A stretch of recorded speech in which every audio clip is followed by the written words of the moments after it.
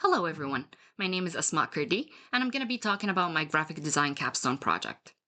The problem my project is solving is that traditional mental health journals emphasize recording emotions and documenting them, but not fully understanding them or responding to them. This project designs a multi-voiced mental health bullet journal that is very complete. It encourages users to reflect through multiple internal perspectives rather than a single narrative by framing journaling as a dialogue between different selves, past self, present self, future self, and the inner narrator. This helps users navigate complex feelings with greater clarity and more self-compassion. First, I designed the journal content. I hand drew over 20 yearly trackers. For example, we have birthday tracker, bucket list, rate my day, anxiety tracker, energy tracker, stress tracker, and many more. Next, I drew 3 themes for each month. For example, for the month of June, we have art theme, picnic theme, and retro theme. Next, we have the monthly pages. Over 20 monthly trackers and pages that help the user stay on track. For example, we have mood tracker, adulting Tetris, habit tracker, water tracker, step tracker, and many more. And lastly, we have the end of month pages. We have an end of month review and the Council of Selves, which is the core of my research. 4 prompts that encourage the user to have a dialogue with his or her 4 selves: past self, present self, future self, and the inner narrator. And for each month, there is a different theme. For example, for the month of June, there's the theme alignment. Dear Me, a journal brand. I decided to name my brand Dear Me because when you write in a diary, you write Dear Diary. But since this is a message from you to you, why not name it Dear Me? Here's an overview of my brand guidelines book. Dear Me is a mental health bullet journal that helps users understand and regulate emotions through guided self-dialogue. For the brand strategy, I have these brand pillars and brand values. Let's talk about the logo.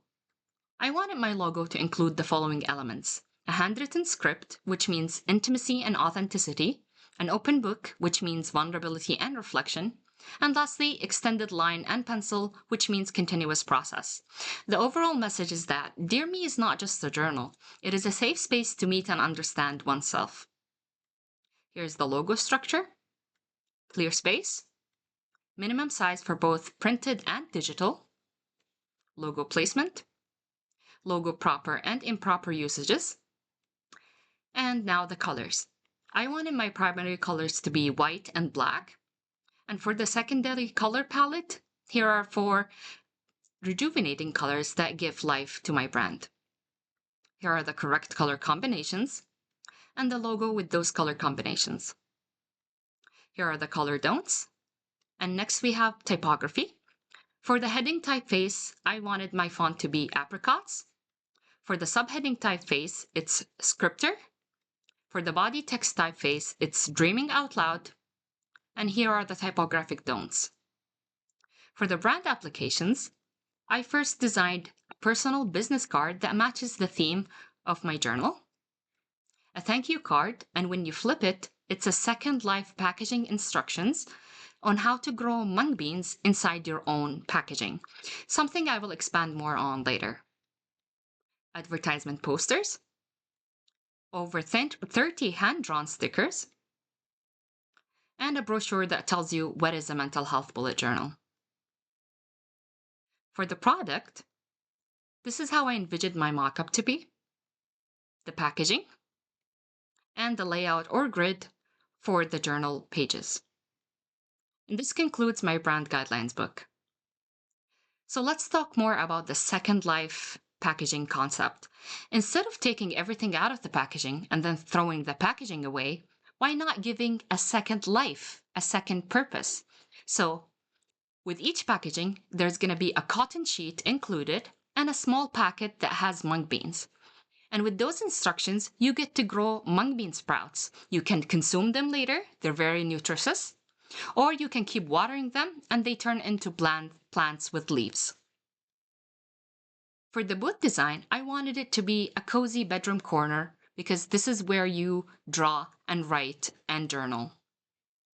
I was heavily inspired by the 2D cafe designs. And here are the main elements that I needed for my booth, and a rough sketch of what I'm gonna paint in my booth with black acrylic. Here are some pictures of how it turned out to be. And lastly, close-up shots with my journal in my booth. That's all I have for you. Thank you very much.